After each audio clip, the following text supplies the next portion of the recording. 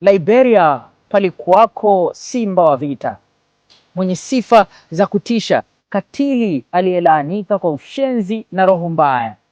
Na ili shetani amtawale vyema, akawa mlevi wa kutupa kwa kibali cha pombe, atende kila dhambi bila ya aibu.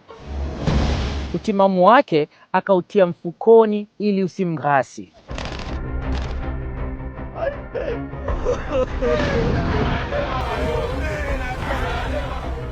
Vita ya kwanza ya Liberia na vita ya pili ya Liberia zilikuwa ni vita mbaya zaidi miongoni mwa vita zilizowahi kushuhudiwa na dunia. Vita hizi zilikuwa na vitendo vya ukatili mkubwa sana uliokuwa ukiongozwa na makamanda wa vita. Mmoja kati ya makamanda ambao jina lao lilitajwa kwa vitisho na linakumbukwa kwa vilio hasa ni Prince Yorime Johnson, maarufu kama Prince Johnson.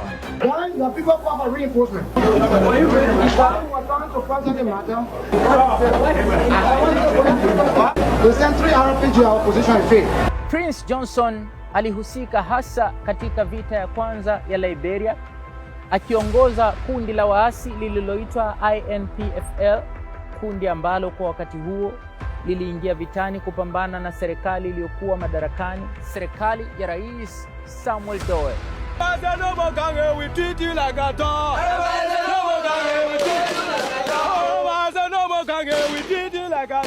Prince Johnson, yeye na hawa vijana wake, hili kundi la waasi, alitenda kila aina ya dhambi. Alikuwa ni mlevi wa kutupwa, akabaka idadi ya wanawake wasiohesabika, akawa muuaji wa kutisha, yeye na kundi lake wakiua maelfu ya watu.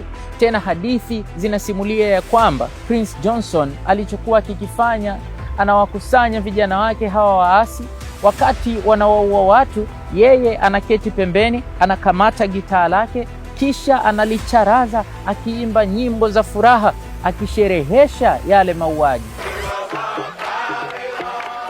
Johnson's men have been trying to calm people's fears. The rebel leader himself starred on guitar and vocals for this impromptu performance. But what's more important, Prince Johnson alikuwa akila nyama za watu za wale aliowaua. Vita ya kwanza ya Liberia ilitawaliwa na imani za kishirikina. Miongoni mwa imani hizo ni kwamba ukila nyama za watu, basi utakapopigwa risasi haitakudhuru, haitaweza kuingia katika mwili wako. Kwa hivyo Prince Johnson akawa akila nyama za watu kwa imani hiyo.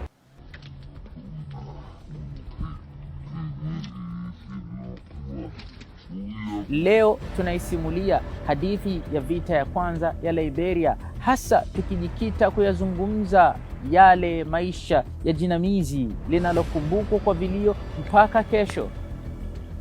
Hadithi ya maisha ya Prince Johnson.